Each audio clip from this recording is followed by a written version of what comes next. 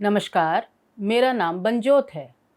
आज हम चर्चा करेंगे भारत में बढ़ते हुए कोरोना वायरस के केसेस की। जैसा कि आप पिछले कुछ दिनों में देख रहे होंगे, भारत में नए आने वाली केसेस की संख्या 7,000, 8,000, 9,000 और कभी तो 10,000 भी हो गई। पर इसके बावजूद जो वैज्ञानिक हैं, उनका कहना है कि ये एक माइनर सर्ज है या ये छोटी सी वेव है। वो ये कहते हैं कि भारत जैसे विश्व के कई सारे और हिस्से अब एंडेमिसिटी की स्टेज में पहुंच गया है।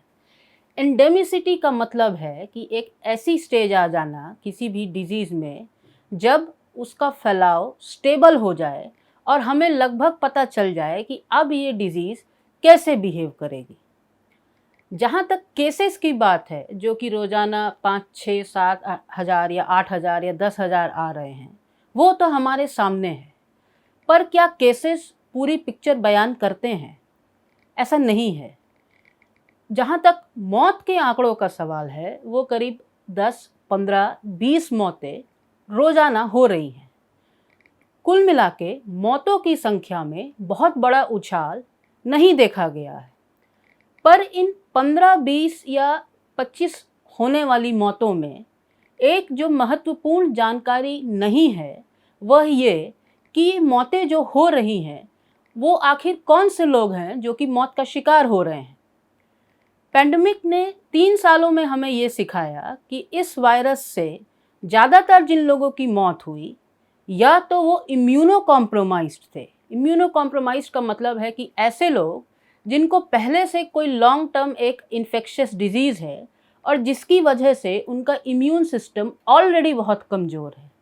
तो या तो वो लोग जो इम्यूनो कॉम्प्रोमाइज्ड हैं, या वो जो एल्डरली हैं, या वो जिन्हें किसी अन्य प्रकार की बीमारियां या कोमॉर्बिडिटीज़ हैं, जैसे कि हार्ट की बीमारी, बीपी की बीमारी, कैंसर, लिवर या किडनी से जुड़ी हुई कोई बीमारी। पैंडेमिक ने 3 साल में यही सिखाया कि इन 3 प्रकार के लोग ही इस वायरस से ज़्यादा वल्नरेबल हैं। क्या इस बार आई हुई सर्ज में भी इन्हीं लोगों की ज़्यादा मौत हो रही है? इस पर सरकार ने अभी कोई क्लैरिटी नहीं दी है। हमने इस जानकारी को जुटाने के लिए बात की डॉक्टर राजीव जयदेवन से। डॉक्टर राजीव आईएमए की जो कोविड की टास्क फोर्स है, उसके को चेयरमैन हैं, और वो ऐसे कई डॉक्टरों से बात करते रहते हैं जो कि कोरोना वायरस के मरीजों का इलाज कर रहे हैं। डॉक्टर राजीव ने हमें बताया कि उनके जो भी डॉक्टर से कन्वर्सेशन हुए, उन्होंने यही पाया कि ऐसे ही लोग इस सर्ज में भी ज़्यादा मौत का शिकार हुए जो कि इम्यूनो कॉम्प्रोमाइज्ड, एल्डरली या एल्डरली विथ कोमॉर्बिडिटीज़ थे। कुल मिला के जो मौत के आंकड़े हम अभी देख रहे हैं, उसमें भी डॉक्टर राजीव का कहना है कि वो लोग जो अदरवाइज हेल्दी हैं, मौत का शिकार नहीं हो रहे हैं। दूसरा जो एक महत्वपूर्ण आंकड़ा है, वो है हॉस्पिटलाइजेशन के नंबर का। क्योंकि यदि हॉस्पिटलाइजेशन के नंबर बहुत बढ़ रहे हैं और यदि हमारा जो एग्जिस्टिंग हॉस्पिटल का इंफ्रास्ट्रक्चर है, वह काबू नहीं कर पा रहा है बढ़ते हुए डिजीज़ेस को, तो वो एक चिंता की बात है। सरकार ने केंद्रीय रूप से जो हॉस्पिटल्स के नंबर बढ़े हैं या नहीं बढ़े, इस बाबत भी कोई क्लैरिटी नहीं दी है। पर जो एम्पिरिकल एविडेंस है, वो ये कहता है कि बहुत बड़ा उछाल हॉस्पिटलाइजेशंस के नंबर में भी नहीं हुआ है। कुछ स्टेट के बुलेटिन्स जो कि कोरोना वायरस के बाबत रोज़ाना जारी होते हैं, वो हॉस्पिटल में होने वाले एडमिशन्स का नंबर भी देते हैं। उन बुलेटिन्स को यदि देखें तो ये अंदाज लगता है कि कुछ हॉस्पिटल के नंबर तो ज़रूर बढ़े हैं, पर फिर ये दोहराना होगा कि वो इतने नहीं बढ़े हैं कि जिससे ऐसा कोई भी सिग्नल हो दूर दूर तक कि डेल्टा वेव या सेकेंड वेव जैसी कोई तबाही आने वाली है। यदि हम दिल्ली की ही बात करें तो आप मेरी दाईं तरफ वाली स्लाइड में देख सकते हैं कि यदि 7 अप्रैल को 107 लोग हॉस्पिटल में भर्ती थे, तो अप्रैल 16 को वो आंकड़ा 270 हो गया। इसी प्रकार आईसीयू में भर्ती होने वाले पेशेंट्स की संख्या में भी थोड़ा सा उछाल आया है। पर हमें इन हॉस्पिटलाइजेशंस में जो केसेस बढ़े, उनके बारे में भी ये नहीं पता कि क्या वो यंग लोग थे या वो एल्डरली थे। तीसरा जो महत्वपूर्ण बिंदु है, वो है test positivity rate. Test positivity rate की सीधी सी परिभाषा ये है कि 100 टेस्ट यदि कोरोना वायरस के कराए गए तो उसमें से कितने पॉजिटिव आए। WHO ने पैंडेमिक की शुरुआत में ये कहा था, आज से करीब 3 साल पहले, कि यदि टेस्ट पॉजिटिविटी रेट 5% से ऊपर है तो वो एक चिंता का विषय होना चाहिए। भारत के बारे में आप सुन रहे होंगे कि इधर बीते कुछ दिनों में टेस्ट पॉजिटिविटी रेट 5%, 6%, 7%, कभी तो 8% भी हुआ। और दिल्ली का टेस्ट पॉजिटिविटी रेट 20% से ऊपर जाकर कई बार 21, 22 और एक आध बार 25% के भी ऊपर हुआ। तो क्या अब आज की स्थिति में जो टेस्ट पॉजिटिविटी रेट है, TPR है, उसको हम WHO के 5% के TPR से तौल सकते हैं? एक्सपर्ट्स का कहना है नहीं, क्योंकि अब डिनोमिनेटर बदल गया है। इसका मतलब ये है कि जब पहली वेव आई कोरोना वायरस की या दूसरी वेव आई तो हर तरह के लोग, चाहे उन्हें सिम्टम है यानी कि बीमारी है या सिम्टम नहीं भी है, शक होने पर भी अपना टेस्ट कराते थे। पर आज की स्थिति में सिर्फ वही लोग टेस्ट करा रहे हैं जिन्हें की सिम्टम है यानी कि बीमारी होने की संभावना है।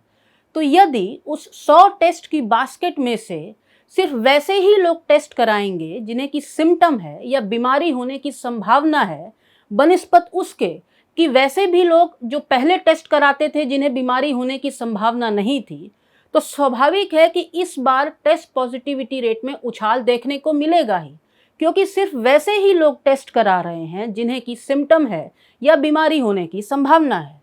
इसलिए यदि बढ़ते घटते या बढ़ते टेस्ट पॉजिटिविटी रेट के कारण आपको लगे कि सिचुएशन गंभीर होती जा रही है, तो उसके पहले इस चेंज हुए डिनोमिनेटर को भी समझना जरूरी है। अब बात करते हैं भारत में फैले हुए सब वेरिएंट XBB.1.16 की, जिसके कारण ये सर्ज देखने को मिल रही है। हमें ये समझना चाहिए कि ये कोई नया वेरिएंट नहीं है, ये ओमिक्रॉन का ही एक रूप है, वो ओमिक्रॉन जो 2022 जनवरी में आया था।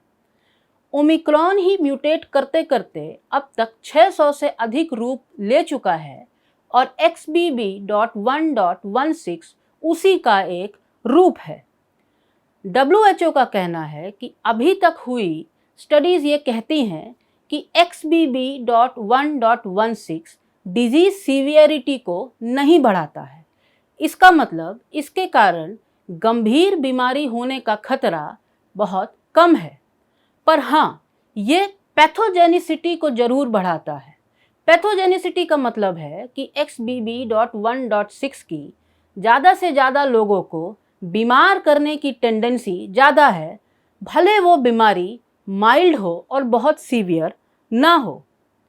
भारत में पुणे स्थित BJ मेडिकल कॉलेज के माइक्रोबायोलॉजी के हेड डॉक्टर राजेश कार्यकर्ते ने XBB.1.6 को पहली बार आइसोलेट किया और उनकी टीम की स्टडी भी ये बात कहती है कि ये वायरस का ये रूप जल्दी फैल जरूर सकता है, पर सीवियर डिजीज कॉज करने की संभावना कम है।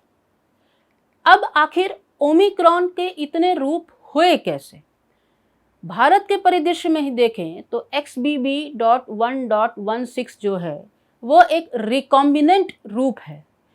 रिकॉम्बिनेंट का मतलब ये है कि ओमिक्रॉन के ही पुराने 2 रूप जब कंबाइन करते हैं आपस में तो वो एक नया रिकॉम्बिनेंट फॉर्म बनाते हैं। XBB.1.6 ओमिक्रॉन के एक पुराने रूप BA.2 के 2 सब लीनिएजेस का कॉम्बिनेशन है। जहाँ की भारत में XBB.1.16 फैला हुआ है, उसी तरह US और यूरोप के ज़्यादातर देशों में XBB.1.5 फैला हुआ है, वो भी एक रिकॉम्बिनेंट वायरस है। और US और यूरोप में जो अभी तक स्टडीज़ हुई, उनका ये कहना है कि XBB.1.5 जो कि वहाँ फैला हुआ है और जो कि हमारे वायरस से बहुत मिलता जुलता है, वहाँ पर भी डिजीज़ सीवियरिटी बढ़ने या हॉस्पिटलाइजेशन के नंबर्स के उछाल, एक बहुत मेजर उछाल आने की कोई खबर नहीं है। क्या नए ओमिक्रॉन के सब वेरिएंट्स आते रहेंगे? एक्सपर्ट्स का मानना है लगभग हाँ। पर ऐसा क्यों हुआ कि 600 से अधिक जो ओमिक्रॉन के सब वेरिएंट्स के रूप अब तक आए, उसमें से कोई एक पिकअप कर जाता है और बाकी नहीं कर पाते हैं? इसके बहुत क्लियर कट आंसर्स नहीं हैं, पर जो दो मेजर फैक्टर्स एक्सपर्ट समझाते हैं उसमें से एक ये है कि यदि किसी इम्यूनो कॉम्प्रोमाइज्ड इंसान में इस ओमिक्रॉन के दो सब वेरिएंट्स प्रवेश कर जाएं, मान लीजिए ए और बी, तो उनको रेजिस्टेंस बहुत कम ऑफर होगा बॉडी से, क्योंकि उसका इम्यून सिस्टम उस इंसान का ऑलरेडी कमज़ोर है। इस वजह से ए और बी रिकम्बाइन होके एक नया रूप धारण कर सकता है जो कि थोड़ा घातक भी हो सकता है। इसलिए होस्ट इन्वायरमेंट क्या है, वो इन्वायरमेंट क्या है जिसमें वायरस या उसके सब वेरिएंट्स प्रवेश कर रहे हैं, यह भी एक महत्वपूर्ण फैक्टर है। दूसरा जो महत्वपूर्ण फैक्टर है वो है म्यूटेशंस। कौन सा नया आने वाला सब वेरिएंट में कौन से म्यूटेशंस हुए या कॉम्बिनेशन ऑफ म्यूटेशंस हुए, वो म्यूटेशंस भी ये डिसाइड करते हैं कि आखिर कौन सा नया सब वेरिएंट पिकअप करेगा और थोड़ा जल्दी स्प्रेड होगा। एक्सपर्ट्स का ये भी कहना है कि सब वेरिएंट्स ओमिक्रॉन के आते रहेंगे, पर जब तक ओमिक्रॉन के ही सब वेरिएंट्स आएँ और एक कोई नया वेरिएंट ना आ जाए, पूरी तरीके से नया ओमिक्रॉन को कम्प्लीटली बीट करते हुए, तब तक फ्यूचर में एक किसी बड़ी वेव की संभावना नहीं जताई जा सकती। एक बात जो लोगों को जहन में बार बार उठती है कि इतनी जल्दी दोबारा इन्फेक्शन क्यों होगा, अभी 6 महीने पहले तो एक इन्फेक्शन हुआ था और फिर से री इन्फेक्शन क्यों हो गया। री इन्फेक्शन होना अब एक बहुत आम बात है, बल्कि ऐसा कहा जाए कि प्रैक्टिकली अगर आपको पहली बार भी अब कोरोना का इन्फेक्शन हो रहा है तो वो भी एक री इन्फेक्शन ही होगा, क्योंकि डेल्टा जैसी जब बड़ी वेव आई थी तब हुए सर्वे और स्टडी के अनुसार भारत में सीरो पॉजिटिविटी रेट 90% था, यानी कि तभी तक भारत की 90% से ज़्यादा जनता कोरोना के एक इन्फेक्शन से तो कम से कम प्रभावित हो ही चुकी थी। इसलिए यदि आज की डेट में किसी को कोरोना का पहला इन्फेक्शन भी हो रहा है तो वो एक री इन्फेक्शन ही होगा। क्या 6 महीने में दोबारा री इन्फेक्शन हो सकता है? एक्सपर्ट्स का कहना है हाँ, ऐसा हो सकता है, क्योंकि एक इन्फेक्शन के 6 महीने के भीतर जो एंटीबॉडीज़ बनती हैं नेचुरली एक्वायर्ड इन्फेक्शन से, उनका स्तर गिर जाता है। एंटीबॉडीज़ का स्तर गिरने के कारण री इन्फेक्शन की संभावना 6 महीने के अंदर बनी होती है। ऐसे भी केसेस हुए कि जिसमें री इन्फेक्शन 1 महीने में भी हो गया।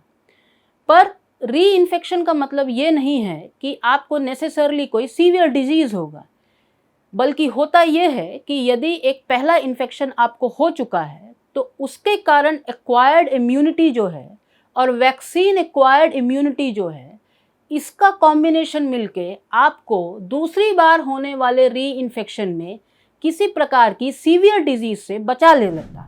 क्या ऐसा है कि कोई एक पर्टिकुलर रिकॉम्बिनेंट सब वेरिएंट ओमिक्रॉन का री इन्फेक्शन ज़्यादा जल्दी कॉज कर सकता है मुकाबले के किसी दूसरे सब वेरिएंट के?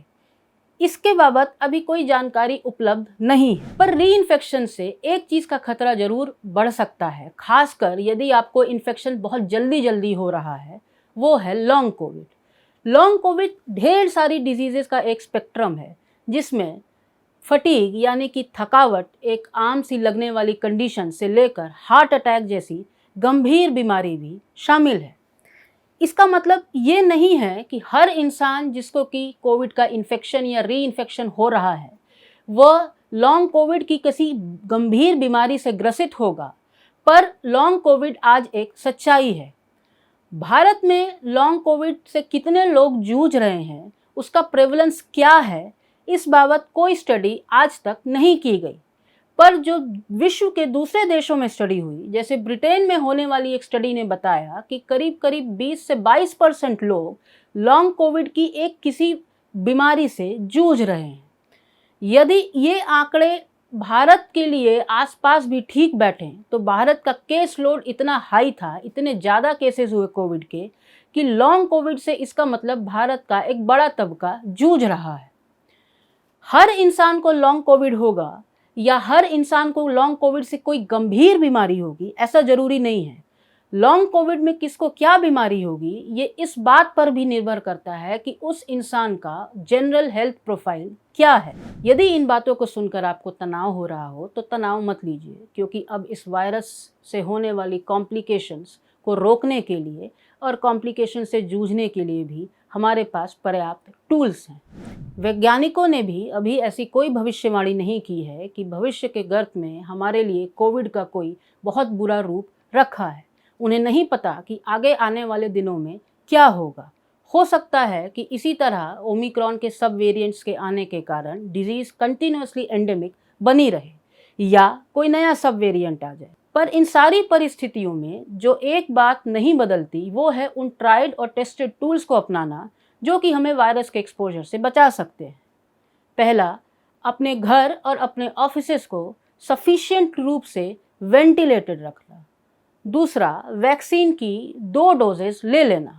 और यदि कोई इम्यूनो कॉम्प्रोमाइज्ड है या कोई एल्डरली स्पेशली विथ कोमॉर्बिडिटीज़ है, जिन कोमॉर्बिडिटीज़ की मैंने चर्चा की, तो उन्हें वैक्सीन की तीसरी खुराक देने के बारे में सोचना।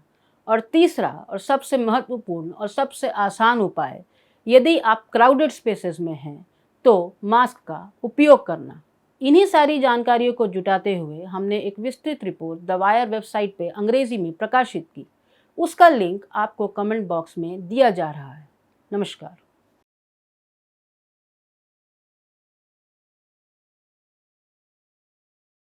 द वायर के और वीडियोस देखने के लिए सब्सक्राइब करें और बेल आइकन पर क्लिक करें। स्वतंत्र पत्रकारिता की आर्थिक मदद करने के लिए डिस्क्रिप्शन में दिए गए लिंक पर जाएं और अपनी राशि चुनें।